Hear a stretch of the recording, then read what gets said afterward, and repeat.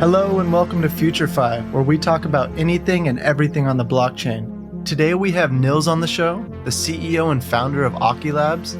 This episode is insane. We talk about the history and evolution of AR, the breakthroughs Auki Labs have made in their peer-to-peer positioning protocol, and how mass adoption for AR might come sooner than we all think. There's so much to unpack in this conversation, so let's jump in.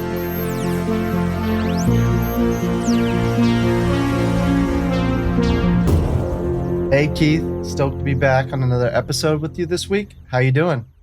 I'm doing really good, Jared. Really looking forward to this episode here with Nils. Really unique project he has here at Auki Labs. Unique take on using blockchain technology and AR. Lots to talk about, man. Let's do it.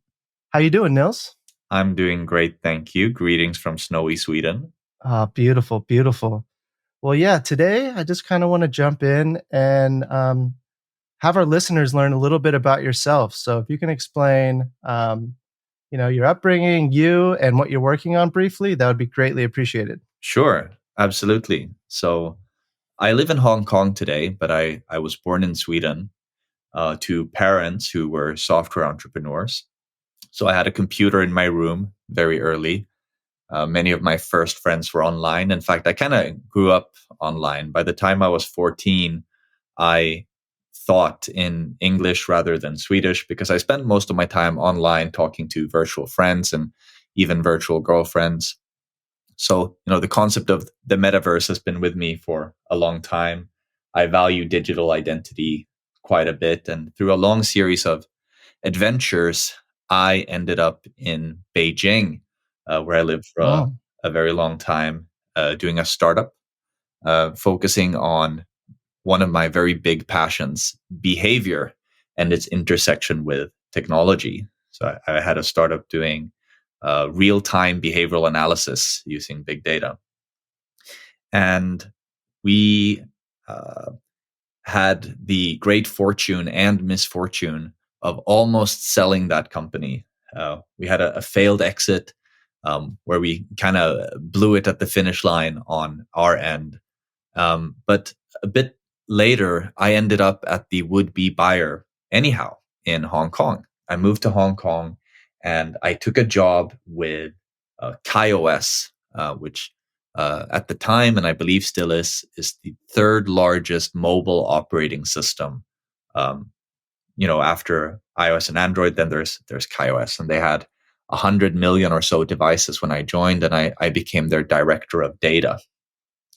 And at that company, I had a colleague who was really big into Warhammer, and he challenged me to a game of Warhammer. I had some disposable income, so I went to the Warhammer store one day and just absolutely fell in love, not with Warhammer necessarily, but with Games Workshop as a company.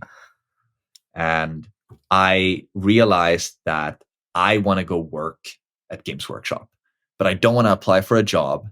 So I thought, I'm going to figure out something to do for digital for Games Workshop. And then I'm going to sell them a company and I'm going to go work for them that way. That was the idea and what I pitched to some of that is quite ambitious. I love that. I like to play big games. I don't know. So yeah, that's the coolest type of resume I've heard of. So I told some of my colleagues, some of my former colleagues, like, here's what I'm going to do. It's nothing crazy this time. We're not going to do anything really big. I just want to make some AR for Warhammer. And it wasn't a crazy idea, at least on the surface of it, because over 2 million people every month watch Warhammer games on YouTube. And I thought, well, I wonder how much bigger we could make that number if we added some AR into this, very traditional, literally measuring tape and dice game. And we started building it. I raised a little bit of money, not a lot, just I think raised $100,000, which should be enough to, build something I thought to flip to Games Workshop. But I quickly ran into that I had severely underestimated how hard it is to do shared AR. which I realized, well, the whole world is kind of underestimating how hard it is to do shared AR. And what do I mean by that? Well, turns out if you want to do AR for a competitive tabletop game where people that are very nerdy like me are going to compete in something, they're going to be super passionate and they're going to be a little bit suspicious, and they're going to want to be able to see exactly what the other person is seeing. So it wasn't okay to just make an AR measuring tool. Like, there are plenty of those. The challenge was to make an AR measuring tool that was multiplayer. And doing that was surprisingly hard because it turns out mobile devices don't know where they are in the world, right? Like, intuitively we think like, yeah, sure, it knows, it has the GPS, but the GPS can barely place you in the right house. So it definitely can't, give you some millimeter precision for a Warhammer game. Right. Yeah, that's true, because up until this point, AR is very much a solo experience. All you're seeing is the solo user seeing the AR through their phone, and another user doesn't see the same aspect, therefore they're not on the same playing field. That must have opened a crazy new world for you. Well, it gave me something to be very obsessed about for a long time, for sure. And we made very little progress with how to make better shared AR. Because I think initially we started thinking along the same lines like everyone else. And it turns out that like digital device positioning, or what's called spatial computing, is this huge secret battleground for the big tech companies, right? Where Apple and Google and Microsoft and Facebook and even Snapchat, like all of the big guys are spending a considerable portion of their money trying to crack spatial computing, where spatial computing is essentially, improving digital devices' awareness of where they are in the world. And the intuitive approach that everyone, including us initially, what everyone was doing is, well, okay, how do humans navigate? We navigate by looking around, right? We recognize where we are. Like this building is on my way home. I know that, so I know where I am. But to teach a digital device to do that is kind of challenging, because you have to create what's called a digital twin, which all of these big companies I just mentioned are trying to do, where they want to create a one-to-one replica of the real world, that then devices can use computer vision to compare themselves against to figure out where they are. And that is very difficult to do. It requires a lot of computation. It requires a lot of time. It requires a lot of things. I kept thinking like, wow, like there must be a bunch of unicorn startups like between now and when the digital twin is done. And I spoke to a lot of VC friends about like how I thought, how is this going to work out? How can you make this system a little bit better? Can I crack what one of these unicorn ideas are going to be? But even when we had like some really solid ideas for how we could make the digital twin approach a little bit better, we could make some infrastructure for that. We could make some, something for this. The feedback back in 2020 was often, like, how on earth are you going to compete with these big companies, right? Like, you're going to need so much money to even like get anything like this off the ground. And VCs were afraid to touch it. But then in April of last year, lightning kind of struck, and all at once, we kind of cracked the code for how to do shared AR. And the story of how we did it is really, really silly. Like we were out for lunch, me and my colleague. We had less than a month left of money in the company. And, we were starting to panic and think about like, what are we going to do next? And we were trying to see like, is there some other company that we could potentially flip this to? Because we weren't like quite ready to try to flip it to Games Workshop. We hadn't gotten far enough with that. And then right there at the lunch, like, hold on, couldn't we try this? And, we rushed back to the office. And the big realization we had was, okay, so intuitively, you think that everybody needs to know where they are in the room that we're in to be able to do a shared AR experience. But what if, instead of knowing where you are in the room, you just know where you are relative to the other devices in the room? Now, this sounds like a small difference, maybe like you're nitpicking, but it makes a huge difference, because if all you're keeping track of is where you are relative to other devices, you don't have to capture and store all this information about the real world, if that makes sense. Totally. So, well, this goes into to Auki Labs universal positioning protocol that you're developing, correct? Absolutely. So the first thing that we invented was this instant calibration technique that made it possible, almost like a magic trick, right? That I put something in the world in AR, and then if I want someone else to join me, all they have to do is scan a QR code on my screen. And that was it. And by comparison, like Niantic, the studio that makes Pokemon Go, they were just releasing a developer tool, an SDK called Lightship, that would allow people to do some kind of shared AR as well with this digital twin approach, where the way it was basically just providing the same shared AR that Pokemon Go has for the masses. And the way that works is, right, I have to scan a QR code on your screen. So that step is the same. But after that, some instructions appear on our screens, right? It says we have to stand next to each other, shoulder to shoulder. Okay, so we do that. And then it says we have to point our phones at the same object in the distance. Okay, so we do that. And then it instructs us that we need to start circling around that object slowly in the same direction, both of us. Okay, so we do that. And then after 30 seconds roughly of doing this, we'll get position with, like 3 centimeters of precision. So this is very slow. It's very cumbersome. It's not very precise. And it's also, it's completely synchronous, which is, just a wanker way of saying that everyone has to join at the same time. Like if the two of you were doing something in Pokemon Go and I wanted to join, you guys would have to start over so I can join you. Yeah, the user experience there is just extremely clunky and just something that you would maybe try but not continue to use. Yeah. And I have a background in behavior, right? Like I've been working a lot with especially memetics and meme theory over the last 15 years. And I've been talking to my VC friends about, like how shared AR is really the holy grail, because AR as a behavior cannot spread unless you can actually share the AR experience with other people.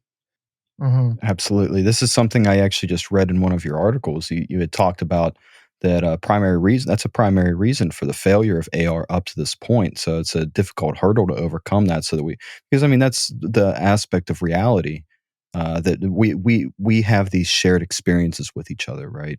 And without those shared experiences, how can we really call it augmented reality? It's not reality at that point. That's right. I think that ultimately, there's this fancy word called intersubjectivity, which really just means that it's important for us to experience the same things, right? And like even if you just play like traditional PC games or console games, you can imagine how upsetting it would be to try to play a game where we don't agree on what the world looks like.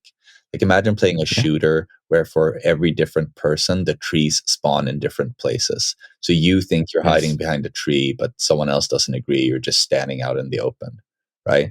Like it's just incredibly jarring. You need things to be the same. And and it removes the human element. That's why we go to movies together, right? Yeah. We go and we share these experiences together. That's how we build relationships and et cetera. Absolutely. Yeah. Oh man, that's a really good point. Yeah, that's why we go and see movies. That's a fantastic point, man. I kind of want to mull that over. I'm wondering, for example, if maybe if you make a movie where you could choose for yourself what angle to view from, like if you made something more immersive, if that would actually be less entertaining. because you don't really see what the other people saw.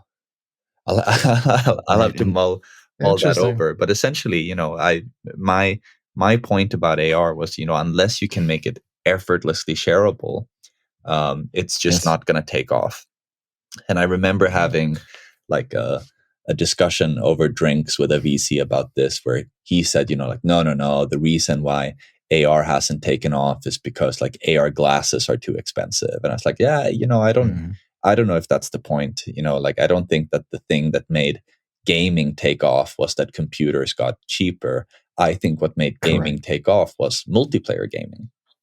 I think that's a huge aspect. I mean, I think back to whenever I first started getting into games, and so I'm born in '91, so that puts my gaming era right around the Super Nintendo range of whenever I first started getting into it, and playing some multiplayer games on there, or maybe even going into Sega and playing Street Fighter and playing against my sisters. That was a huge aspect of why I got into gaming. Absolutely. Yeah, and I kind of want to rewind for a second back to that lunch with your colleague where you had this breakthrough, and when you went back, started getting to work. At what point was this concept like? Did it break through that you're like, wait, this is bigger than selling to a gaming company and just tabletop Warhammer? When did that shift happen, and what did that feel like? On the walk back from the lunch, man. Like as we were walking back from lunch, my mind just starting racing. Like, hold on. If this works. And the first thing we did when we got back is we phoned up a couple of people that are a lot smarter than us. So one person that I phoned up is Ted, who is now our CTO. At the time, Ted was an investor in my venture, and we had worked together on a previous startup, but he wasn't working with me full time. And Ted is this amazing, like genuinely a top 1% engineer. He's absolutely amazing. And I called him up and I explained, here's what we're going to do. Can you help us build this prototype? And at first, he was kind of skeptical because, I get these crazy ideas sometimes, right? And he was like, how much work is this going to be? I'm busy. I've got things to do. And it's like, no, Ted, listen, this is going to be big. It's like, okay, well, I need another opinion. So we also called up my brother, who is a very talented engineer as well.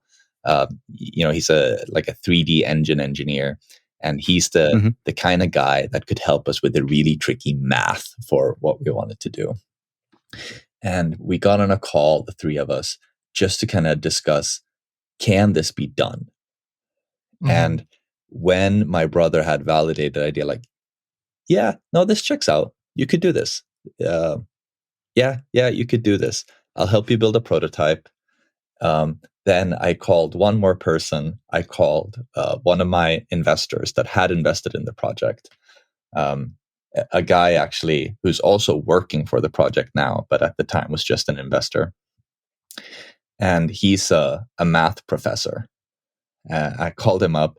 I told him, like, here's what I think we have invented. We haven't built it yet. Like, I can't show you that it works, but like, here's why it checks out on paper. And he just asked, how much money do you have left? Right. And it's like, dude, I have like 2 weeks of money left. Well, you're going to need more money because you need to file a patent. Here's what's going to happen. I'm going to send you $12,000 just to file a patent. Don't use it for anything else. It's like, wow, dude, thank you so much. So he sent us over $12,000 and we got the fanciest patent lawyer I could find, which was not even on purpose, but we actually burned through 2 other potential patent attorneys that like just thought I was difficult to work with, essentially, because I was very specific on getting this absolutely right. And like, no, you need to understand what it is we're trying to do. And like, this is very important to us. And 2 other patent attorneys was just like, you're high maintenance. I don't know if I want to do this. And then these are the details that get skimmed over that most people just look at a project and they're like, yeah, but these steps of like solidifying a project and getting the patents and doing all these things, it's so interesting and great to hear like the detail that you're including. This is, it's painting a great picture. Doing a startup is a lot of many small tasks that you don't necessarily think are interesting. There's a bunch of paperwork that has to be filed. You have to register a business. You have to there's all kinds of stuff you need to do, and Right. it's a one foot in front of the other kind of thing. And luckily, this was not my first startup, right? So I already had a network of advisors and people that could help me out.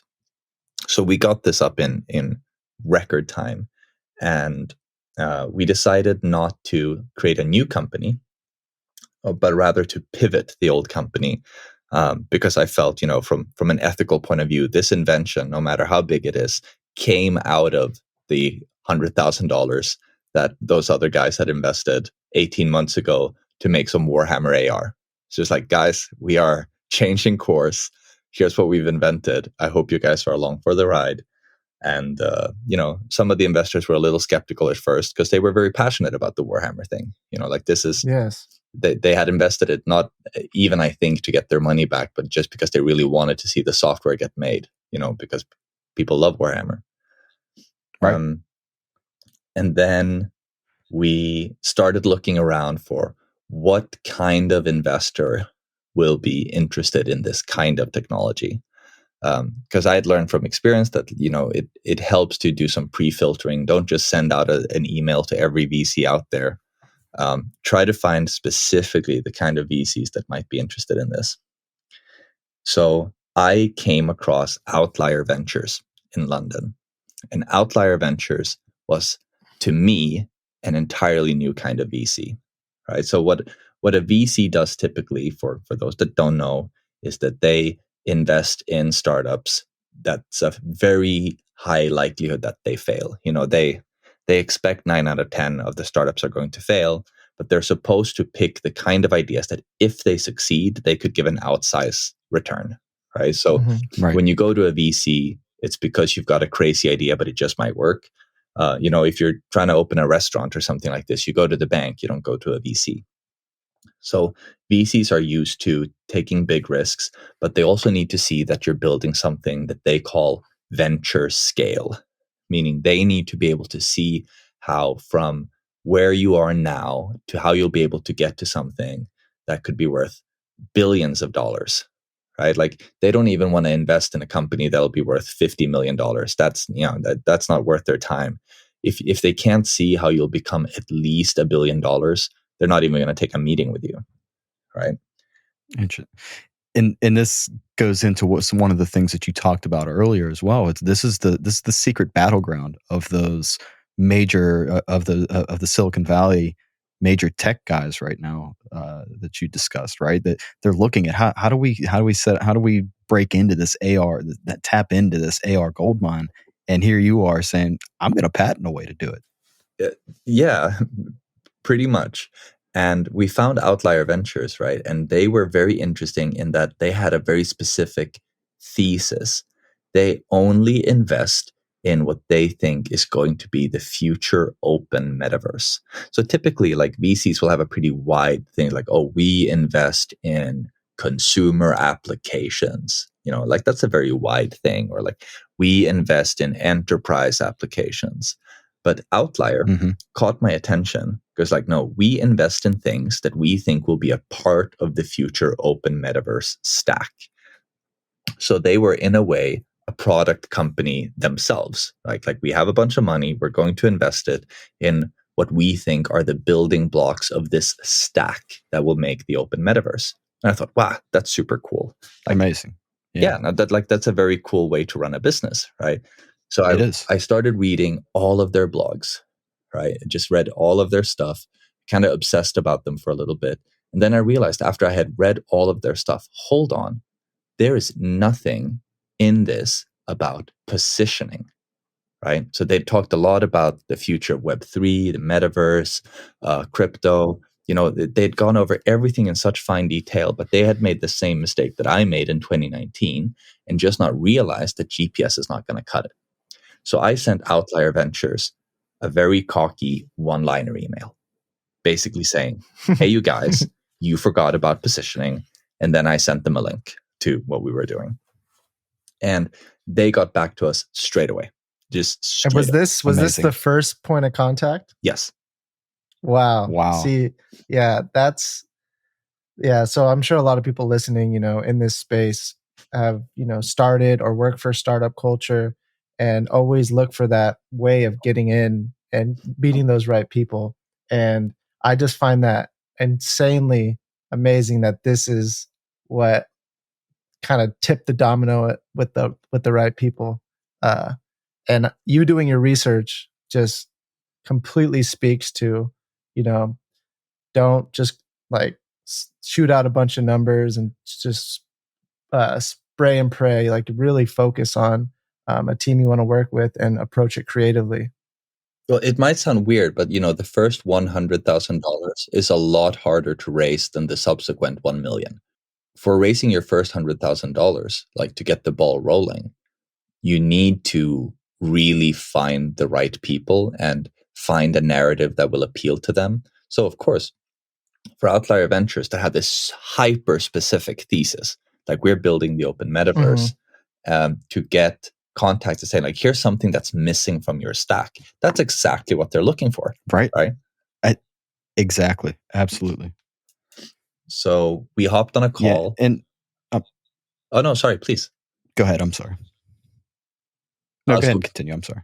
So we hopped on a call. We spoke for about an hour, and they made us an offer, and we started working with them. They've been advising us a lot ever since, and I think the span from us having the idea of how to do the instant calibration to having Outlier Ventures on board. And actually signed and ready on board. I think that was less than 1 month, 3 weeks, I think. Wow.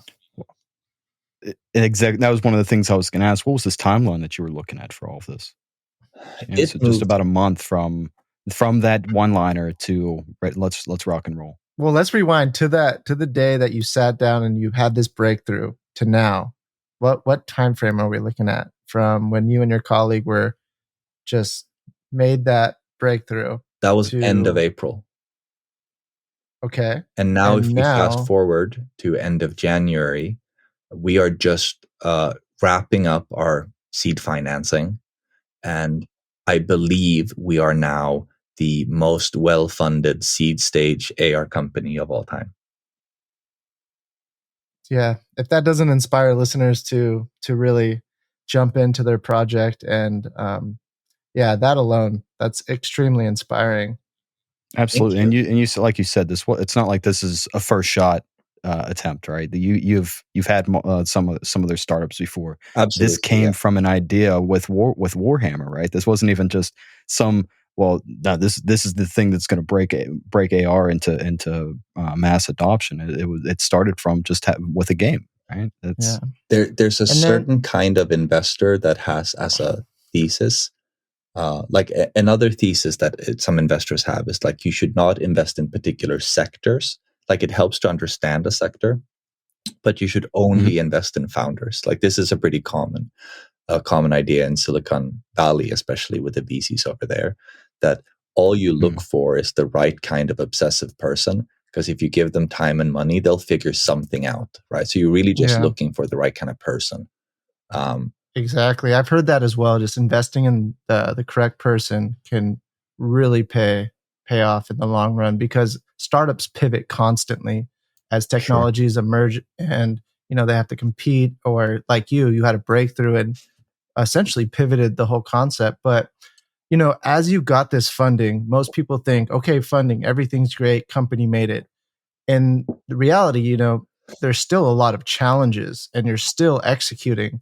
After the funding, what were some of the, things that you focused on and started to really execute on? And what did it look like after that? So because this is not my first startup, I knew that one of the challenges is going to be scaling up. Just because you have money doesn't mean you necessarily know how to deploy it, right? You need to be able to actually spend the money. Like to use a StarCraft analogy, right? Like if you start the game with just 10,000 minerals instead of 500 or wherever it is you start with, it doesn't actually help you all that much because there's no way to deploy that capital yet. You don't have that many barracks. You don't have supply I like depots. that. I love that. And a startup is the same way. It takes time to be able to ramp up and get to a point where you can even deploy that capital. So one thing I did differently this time was I very quickly hired an HR person to help me just ramp up hiring and making sure that people have the right contracts and stuff like this that is very time consuming. And we spent the first 3 months or so spending money on supply depots, essentially, things that would allow us to scale up, right? So, let's make sure we have proper banking infrastructure set up. Let's make sure we have an HR person. Let's make sure we have a recruitment agency. Let's make sure we have this, like things that would allow us to move faster in the future. Because I'd learned before that it can be very difficult to scale if you don't do that right from the get-go. You need to have a build order for your startup, if that makes sense. Mm-hmm. Yeah, so it sounds like your past experiences really came in really clutch at this moment, where you've kind of been in this position before and kind of been reflecting on past decisions and being able to, really execute. It sounds like flawlessly. It's definitely not flawlessly. We fucked up a lot of things. Yeah. I think it definitely helped to have made a bunch of mistakes before that we knew not to make this time. And of course, there's a bunch of new mistakes with every startup. And one of the things that was new to us was that Outlier, they are crypto maximalists, and I am very much not a crypto maximalist. I'm a little bit the opposite. I've been following the blockchain as a technology for a long time, but I think that the crypto market, to be polite, has a lot of growing up to do.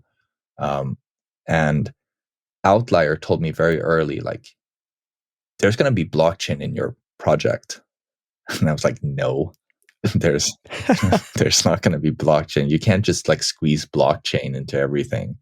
And it was a source of genuine tension between me and Outlier Ventures in the beginning, where I was like, interesting, you guys are not listening. You can't just squeeze blockchain into this. And they were like, no. You are not listening. You don't understand what this is going to do in the future.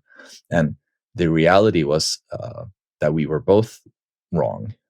How they had first envisioned that blockchain would be involved was not quite what it ended up being. But many months later, after we had already fundraised on terms that, let's just say, was not favorable to us if there was going to be a token in the future, many months later, we realized, fuck, Outlier is right. We're going to need a token here, right? And that's something I was reading in your black paper that you discuss about, because I see it's right now I'm looking at your roadmap for 2022. You have it set for July of this year that you're expecting to have that token utility launched, and you guys are looking to implement that in basically kind of almost like a subscription basis, so that whenever people use your services, or that they'll have to pay an Auki, correct? So what we figured out that we would need a token for, right, is it's difficult to see in what order to start this, because it's a little bit of a chicken and egg thing. But we realized that, okay, one of the cool things that we have technologically that our competitors don't have yet is that we have a great way to get devices within millimeters of precision relative to each other. And why is that? Not millimeter precision in the world, but relative to each other. And why is that meaningful? Well, it's actually meaningful when you're first recording the digital twin, when you're first creating the digital copy. Because if the devices know with very high degree of precision relative to each other where they are, they can collaboratively build up the digital twin much more easily. because the feed from the left phone and the right phone can more easily be repaired into one cohesive 3D picture. Does that make sense? It does now, but that also brings into question, to make sure that I understand your technology and what you're looking at doing. You are looking at mapping out the world, right? That's the end goal, correct? It's not the end goal. We just so here's what we realized, right? We realized that when we first, raised our first money, we told Outlier, everyone's going to go try to build digital twin. We're going to skip the whole digital twin era, which was a ballsy thing to say, right? But it's like, we're just going to skip this era and we're going to try to go straight to what's going to happen next. And what we said, what we think will happen next is ultra wideband triangulation, which is something very nerdy that we should definitely talk about, but it needs a couple of minutes. Sure. So I just want to wrap up, like, what is the token for first? Yeah, absolutely. So we were like, we're going to skip the digital twin era and we're going to go straight to the ultra wideband triangulation, which is, very far in the future, but you should trust that we can pull this off because we already have this first little step, blah, blah, blah. But then as we started looking at, okay, we actually already know a way to get devices within millimeters of each other, which means that it would be easier for us to make a digital twin. But hold on, what if we could reward people for making a collaborative digital twin, right? If we have this advantage because of the tech, when we didn't realize this initially, right? But if we have this advantage that we could do collaborative 3D scanning, we're just missing an incentive structure, right? Like, what if we could pay people to help us do this? It's like, okay, now crypto is starting to make sense because I can't send people US dollars for helping me scan stuff. Like, building that infrastructure is legally incredibly difficult. Just like collecting people's bank accounts. It's super hard, right? So, okay, it would be cool to be able to pay them out in some kind of token, but like, what are we going to do? We're going to buy some token and start paying them in stable coins or something. That seems costly. But what if we made our customers actually pay us in the same token that we are going to pay out?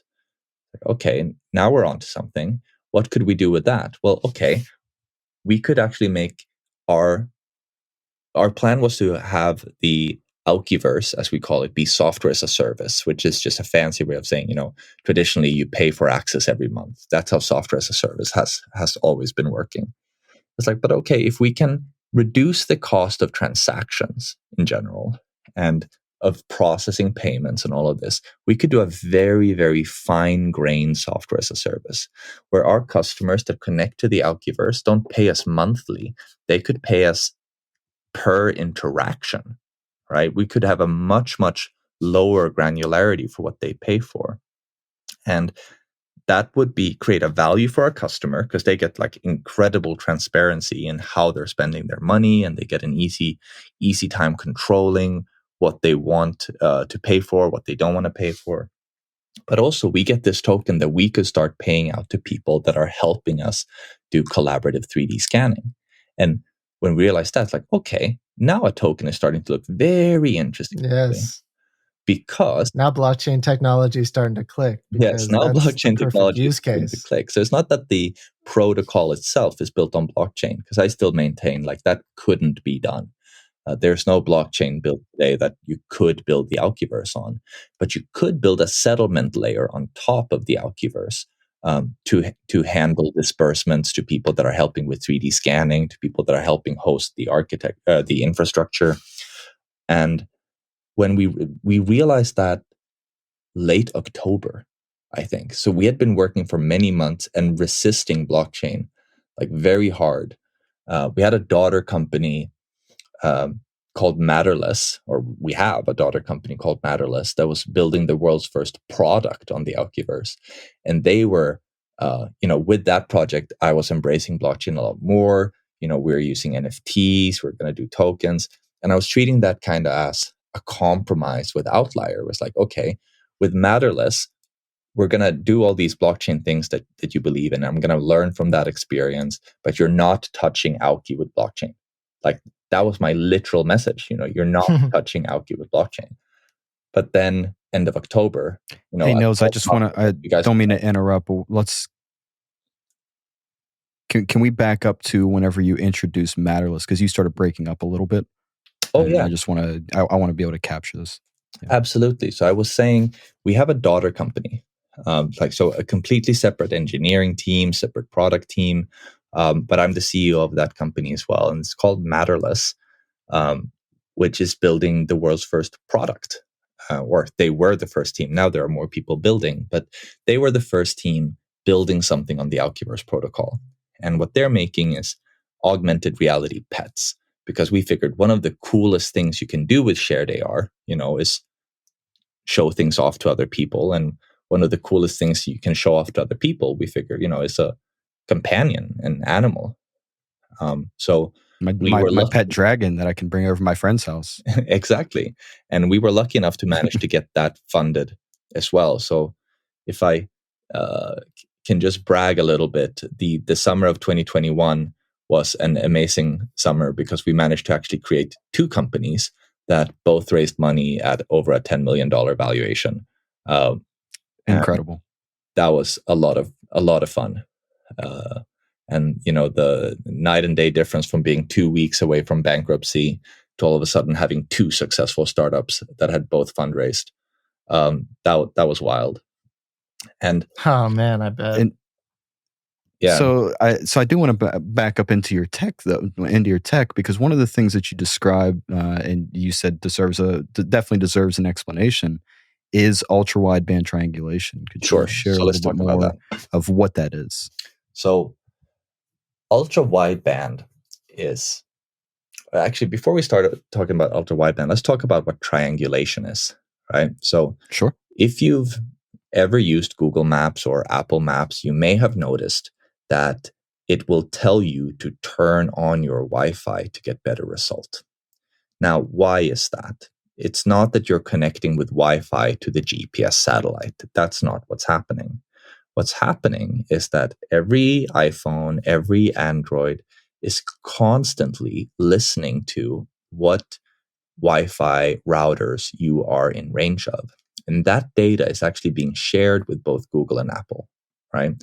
And based on the signal strength of the Wi-Fi stations, over time, they have built up a probabilistic model of where in the world pretty much every Wi-Fi router is, right? And they do this with triangulation, because if you have 3 points that each know the distance to each other, you can kind of figure out where they are in relation. Like if you know the distance from this and the distance to that and the distance to that, then you can figure out their position relative to each other. So correct. So Apple, Google, and this other company called Skyhook, which is a company I had come across when I was working with KaiOS. I think I mentioned I was the director of data at KaiOS, and we were talking to this company Skyhook that has built this database of like basically the GPS location or the longitude and latitude of pretty much every Wi-Fi router out there, so that you could, so that KaiOS could, because we're also a cell phone company or a cell phone operating system company, get the same kind of triangulation information. So when you don't have a good GPS signal, like indoors, you can still triangulate and figure out roughly where you are. And Wi-Fi triangulation can place you within a few meters of where you actually are. Like it's not super precise, but it'll put you in the right house, if that makes sense. Right. So and like you said, this is if you have an issue. This is one of the issues with modern AR, right?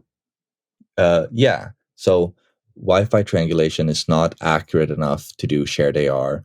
Bluetooth triangulation is not accurate enough to do shared AR. In fact, there's no indoor positioning system on the market today that is precise enough to do shared AR.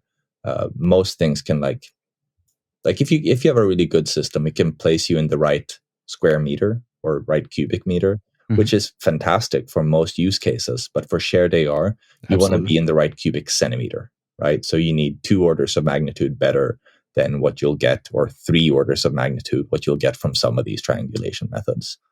And that's a big difference. But then ultra wideband comes out.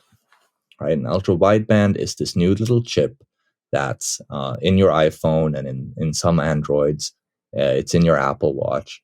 And what it does is it allows for ranging, right? So not positioning per se, but it can using a very high frequency pulse, figure out how far away something else is. So I first started becoming aware of ultra wideband, I think with the AirTag product that Apple put out, which is this little thing that I've put in my wallet that helps me find my wallet when I need to go to work and I don't know where my wallet is, right? I go on my phone, I say I'm looking for my AirTag, and my phone will point an arrow in the rough direction of my AirTag and tell me a distance that is quite accurate, to the level of, plus minus 1.5 centimeters to where the thing is. I was like, hold on.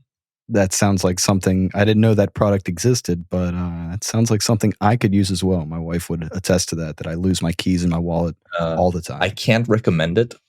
Like it's my AirTag has stopped working on my phone and instead just gives notifications to everyone else's phone in my family. I don't know what's up with that.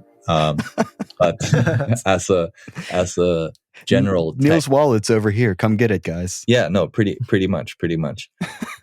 And what I realized though is like, okay, this ultra wideband thing is the first protocol that could give the kind of precision for triangulation that could possibly allow for shared AR and a continuous calibration of AR, not just like a moment of, hey, can we establish that we're in the same calibration, but even prevent what's called drift. And drift is this thing that happens in AR where, the camera and the computer in the phone kind of loses track of where it is and the whole AR experience moves, right? And I was thinking, like, can we use ultra wideband as a second source of truth? Like when we are in a shared AR experience, can we also connect with ultra wideband and create like a consensus algorithm to make sure that if the ultra wideband says I didn't move 20 centimeters, then the AR shouldn't move 20 centimeters. Does that make sense? Yeah. Yes. No. This is a very elegant solution to this problem of, like you said, shared experiences here with AR. Yeah. So we started looking at that, right? And essentially, like in hindsight, this was not a very strong pitch, and I'm very thankful that Outlier Ventures, humored me. But essentially, it was like, hey, we have this instant calibration method that does not use ultra wideband, right? Like it's a completely different thing, and we think that we can provide this as an SDK to other people so that they can have this. But this is not what we want to build long term. What we want to build is ultra wideband triangulation, right? Which is kind of weird pitch. But Outlier listened. It's like, okay, you have something, you can market it today. That's cool. And in the future, you want to build ultra wideband triangulation, and you think that's going to beat out the digital twin. So that was essentially our pitch, that we're going to skip, back in April, we said we're going to skip the digital twin era, and we're going to try to be the first team to build ultra wideband triangulation. And in fact, what we're going to do is we're going to build a team not of AR engineers, but of super talented distributed systems engineers. And we're going to make a mesh network of ultra wideband triangulation, so that I'm triangulating off of you and you're triangulating off of him and he's triangulating off of that person, but we're not all connected. It's peer to peer to peer to peer. And eventually, because these ultra wideband chips are, like I live in Hong Kong, right? And there's just so many of these chips around me at any given moment. Eventually, the theory was that, well, there should be enough of these chips around that if we could just get an SDK on all of these phones, like the Google Analytics SDK is pretty much on every phone, then we could replace the GPS. Wow. For somebody that was against blockchain, your idea is sounding awfully blockchain-ish. And that's what Outlier was saying too. This is sounding very blockchain-ish. And I countered by saying, like not everything that is decentralized has to be on blockchain. I understand completely, for sure. And really, it is that that value within the blockchain space of having decentralization that allows you to fit into this so well and so easily. We've definitely learned a lot, working with Outlier for these several months, and with many of our other investors that have spent a lot of time with us. And I think, this may sound weird, but we're at a point now where we're not really hurting for money, because again, we have more money like in this moment than we can deploy, because of the supply depot problem. So time is a much more pressing issue, and we're very thankful for the investors like Outlier and Kinetic Capital and ArcStream and NGC that have spent a lot of time with us to figure out how to do things better. So yeah, just want to just throw that out there. Those are cool people to work with. I very highly recommend Outlier Ventures, and I very highly recommend Kinetic Capital if you're working on something that you think could be really big. Tell them about it. Absolutely, that's a great shout out to them, and for all of our listeners that are looking at doing any type of startups. And I know just within the 0x Alpha community, there's people that are looking at doing that have some really brilliant startup ideas. So something to keep in mind there. When I was pitching this to people, because I've pitched startups before, but when I was pitching the Aukiverse to people for the first time ever, investors started asking me, "Are you sure you're raising enough money?" That had never happened before, and that was a very interesting new experience. Not only that, but also a pretty promising indicator that you have a good idea. Well, what it indicates is that they agree that there is something very scalable. Like if it succeeds, it could be very big, right? Correct. So then the question is, how much money are we willing to spend to reach it? And I think what was so different with, like Auki versus what I think still is the super sensible business of building AR for Warhammer, because I still think that's a super sensible business. It's like, in my best case scenario, you could build AR for Warhammer up to like $20 million a year, which is a fantastic amount of money, but it's nowhere near enough for a VC to care. But here's a fun back of the napkin calculation. Are you ready? Are you sitting down? Right? Today, 4.5 billion people are using social media, right? 15 years ago, no one was using social media. But now 4.5 billion people use it, and they use it on average 820 hours per year, right? So now let's imagine 15 years from now, there is a new, some people are calling it Web3, some people are calling it metaverse, whatever it is. 15 years from now, there's a new protocol that also handles positioning. Maybe it's the Aukiverse, maybe it's one of our future competitors, whatever. 15 years from now, there's a protocol that people connect to. And let's say 15 years from now, it's also 4.5 billion people, and it's also 820 hours per year. And let's say that it costs as little as 1 cent per hour to connect to the Aukiverse. That would still be $71 billion a year. And that's a very conservative estimate that you give there as well. That I mean, there are very few things that cost as little as 1 cent per hour. Exactly. But if we flip this around and instead say, okay, so let's say 15 years from now, in a winner takes all scenario, and there's one new protocol that replaces the GPS and becomes the metaverse, right? And the average person connecting to the metaverse protocol spends as much connecting to it as the average American does today on the internet, right? So let's say 15 years from now, the average metaverse citizen pays as much for the metaverse as the average American does for internet today. Then it would be $3.2 trillion every year in connection fees. Unbelievable. Now the VC's asking if you have enough money makes sense. Yeah. So this was the first time I pitched something that was like truly, truly venture scale.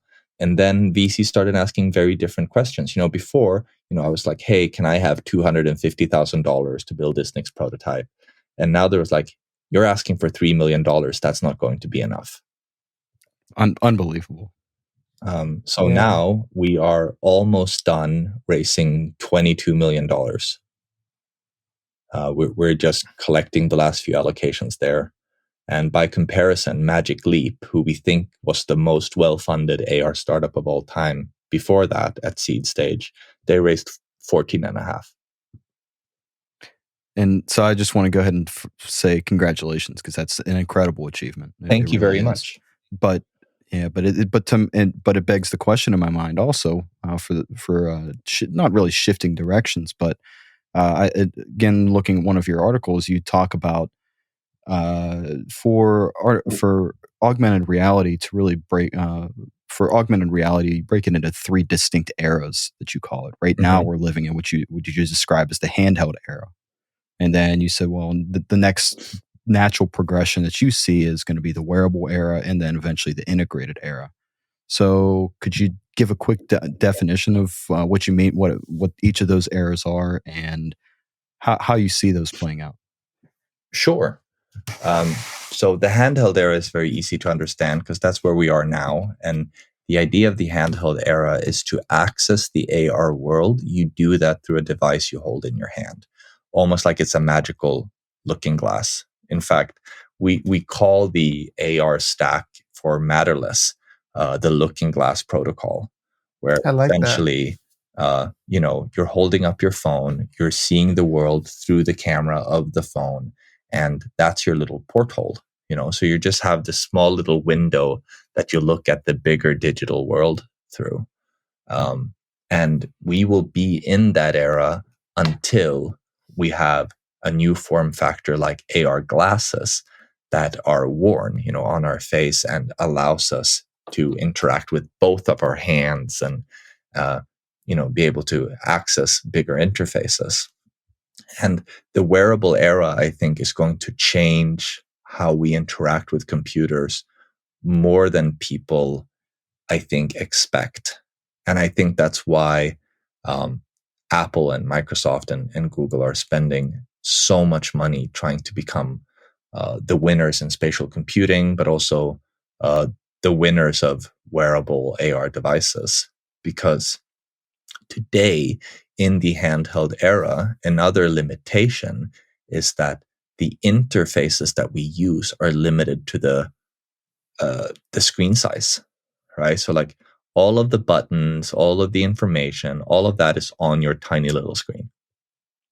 But when you put on a pair of AR glasses instead, all of a sudden, if you have good spatial computing, you have the whole world to put information in.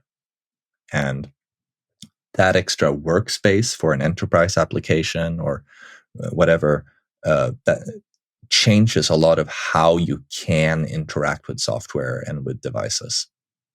So for those of us that are Marvel fans, we all know that Tony Stark likes to have bring the virtual space into reality as well, which may be something that you're looking at a possibility here in the future. Absolutely. All of these things you see in like a Minority Report, these kinds of things, where the interfaces take up space instead of a 2-dimensional screen. It opens up a lot of opportunities. And we go from that looking glass, from looking through the window to actually living in it. Yeah, it's crazy how some of these films, people think some of that tech's so far off. Like, I remember growing up watching the James Bond film, thinking his advanced watch was so amazing. Like, oh, this guy has this watch that has all these capabilities, and now everyone's walking around with a smartwatch.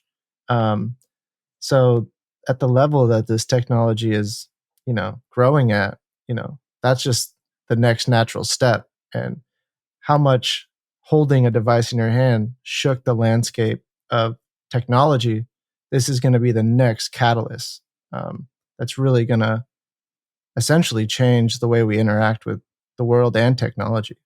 Here's a prediction I feel fairly confident making, that by the time we have the same kind of penetration of AR glasses as like smartphones had even 5-10 years ago, right? Like when AR glasses are on the faces of every fourth person, right? Yep. By that time, people will stop making displays. Like they will stop making displays to put in the subway. They will stop putting displays to have advertising on them. And the reason for that is, if you think about it, when people have AR glasses, especially if there is good spatial computing and you can have a persistent AR layer, it makes it possible to make every ad impression personalized. Yeah. Yes. Wow. Right? I just thought simply on like viewing it, it's the same concept of like, let's look at like a restaurant old school menu where they would have to print it, change it, and then they move to screens and it's like, okay, that's a little bit more, makes a bit more sense. They can digitally update it. And then now looking at ads, I simply thought of it as like they can change it out easily, but no, personalizing it for those. Wow, that's a So the very wearable realistic era, thought. right, just inside of advertising is the tipping point, or like it's this interesting opportunity to make literally every ad impression you ever see be personalized. And what's interesting with that is personalized ads get, like, people are willing to pay a lot more for a personalized ad, right? So you don't need everybody to wear AR glasses for this to be interesting. Like if people are willing to pay 5 times more for a personalized ad than versus a non-personalized ad, then it's enough that every 5th person is wearing AR glasses for it not to be interesting to advertise in a non-personalized way anymore. Does that make sense? Yes. Yeah, totally. And we start moving in the direction of cyberpunk becoming a reality. Absolutely. So I think which one moves of us into that predictions is integrated that- era, correct? Sorry, it brings us to the integrated era. Yeah. So one of my predictions is that in the wearable era, sometime in the wearable era, people will stop making digital displays. Just stop making digital displays. And eventually, even your phone will not have a display, period. Because like the display on your phone eats most of your phone's battery. It's a very expensive component. I could nerd out about this and what I learned over at KaiOS about displays, but there are huge economic incentives to get rid of the display on the phone. And then eventually we'll get to the integrated era. And what the integrated era will look like, well, we don't know. It could be, something like Neuralink, or it could be something like Mojo Vision, which is this cool company that one of my investors has invested in California, that is making prototypes of actual contact lenses for AR, which is super cool. Yeah. And no matter if it's, contact lenses or a neural interface or whatever it is, like by the time we reach the integrated era, there won't be any financial reason whatsoever at all to make a digital display. No, and that makes perfect sense to me. And it just curious, what do you see as timelines for these types of things? Do you have a prediction on timelines? Snapchat, believe it or not, put out a pair of pretty sophisticated AR glasses last summer. Right. So we are, everyone knows the Google Glass, but they were, a little bit ahead of their time, and they weren't so much AR glasses. Being early is the same as being wrong in most cases. Yeah. But I think what everyone is waiting for is what Apple is going to bring to the table. Yes, because I think what they bring is just to mass market. If you really break it down, people wear it simply for status as well, outside of functionality. And that's when really like you get the celebrity endorsements and normalizing this type of technology. Because if it's something very niche, like say Razer computer comes out with this, it doesn't have that mass appeal. And without that, you can't get mass adoption. And without that, you can't get all this advertising money in the back end pushing the technology forward. So when those players come in, that's when it's like, seal the deal. This is going to happen. Rumor is, but the rumor has been out for a while, so it's been wrong before. But the rumor is that within a year or two, Apple will release their first mixed reality device. And the latest rumors, which is like, this is not some insider info from me or anything like that. These are just rumors. But the rumor is that they actually have an M1 chip on these mixed reality devices, meaning it's actually a face computer. Like it has a whole M1 chip on your face. Yeah. And if that is true, I'm incredibly excited. And oh yeah, essentially, and we have companies like Meta, Facebook.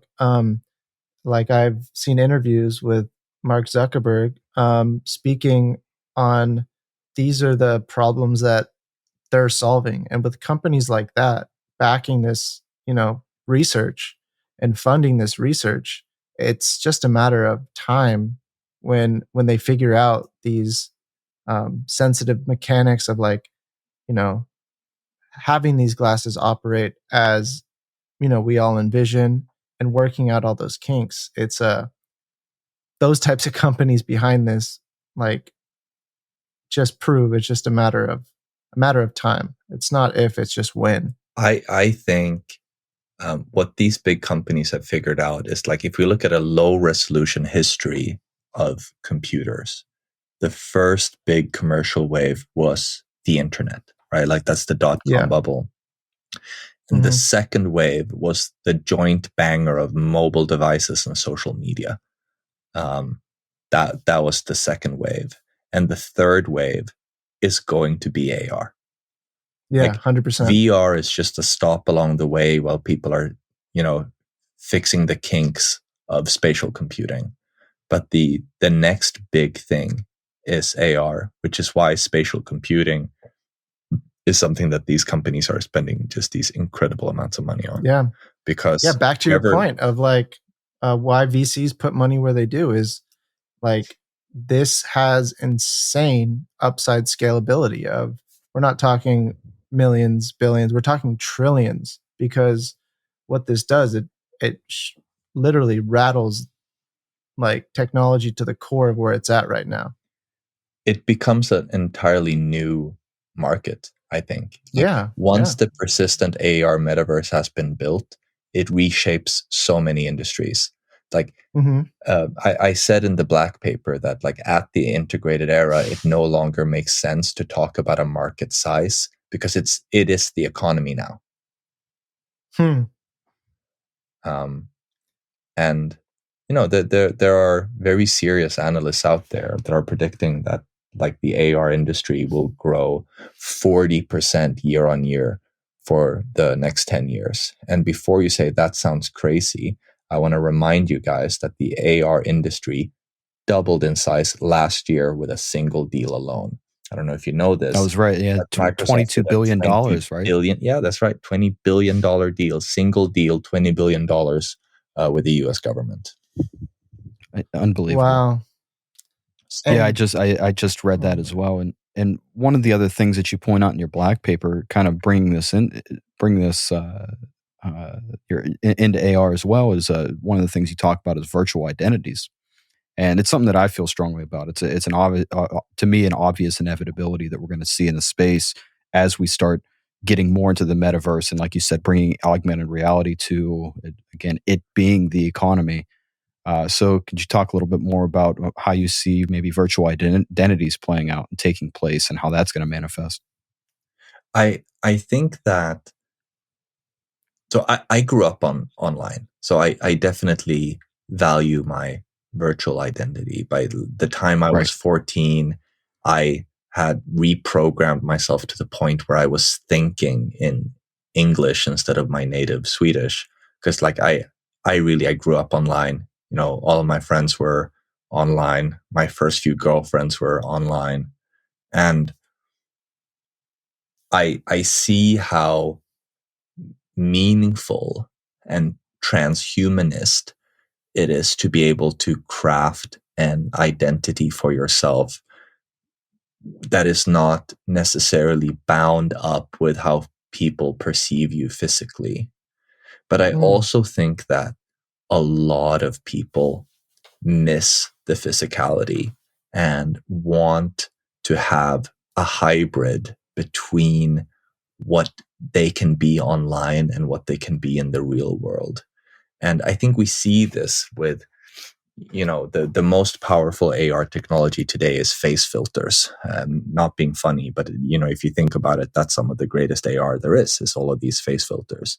especially, in Zoom calls and stuff like this, where everyone sees the same augmented, fake mustache at the same time.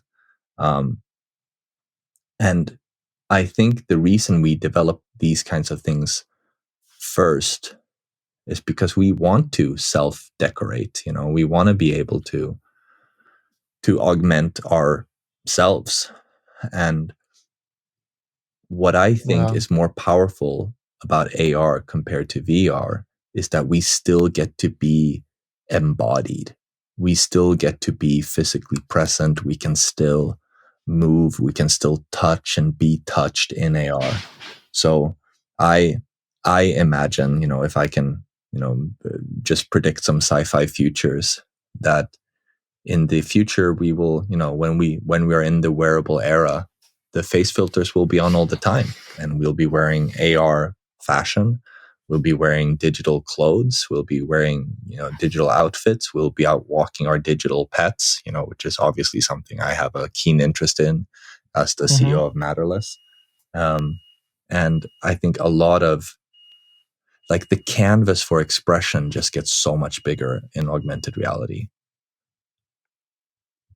And in comes maybe some NFTs. We can talk about that maybe at a different time, but implementing those into the virtual reality or virtual identities as well.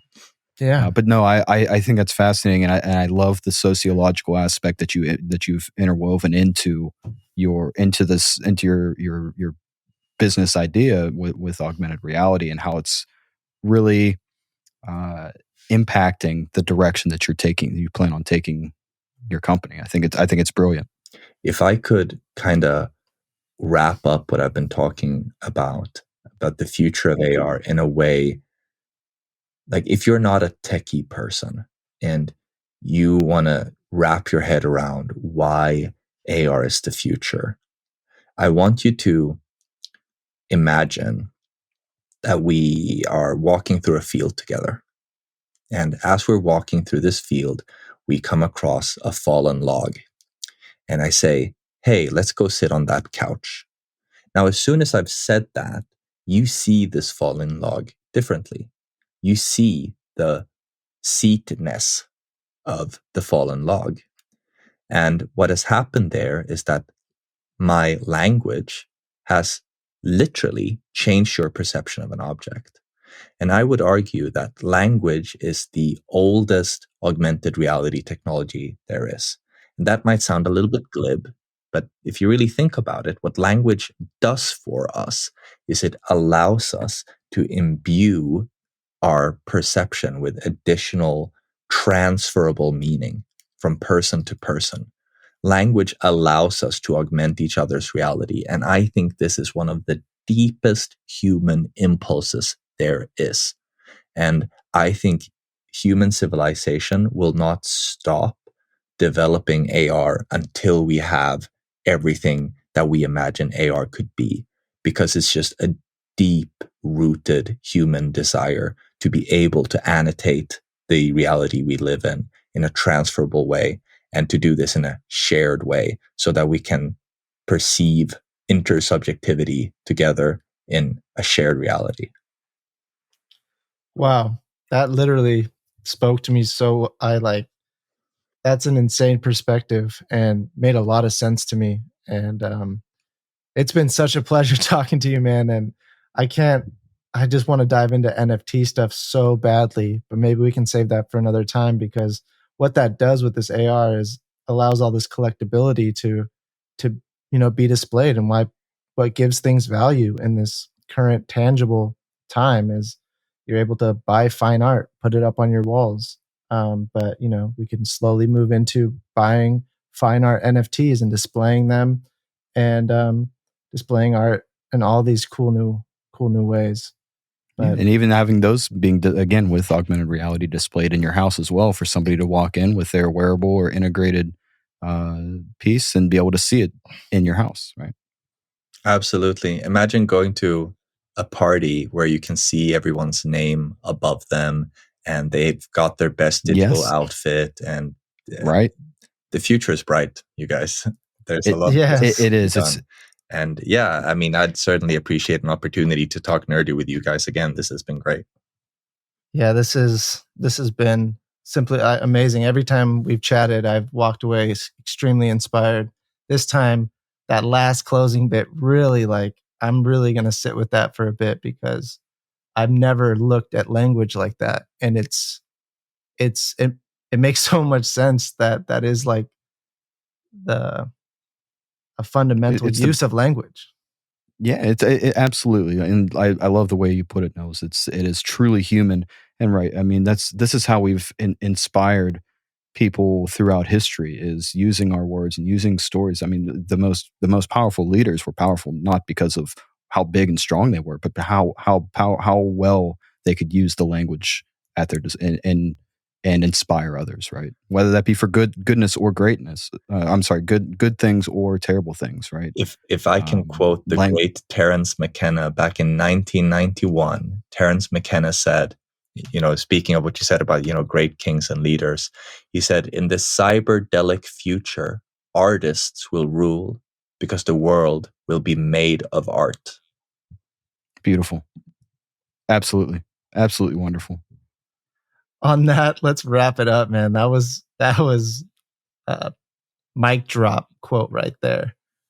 But yeah, it was great to have you. And for everyone listening, thanks for tuning in. Yeah, if you have any last words, let us know. But if not, let's get you on again soon.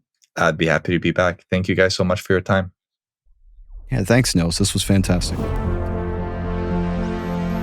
Welcome to FutureFi, where our mission is to educate and elevate Web 3.0.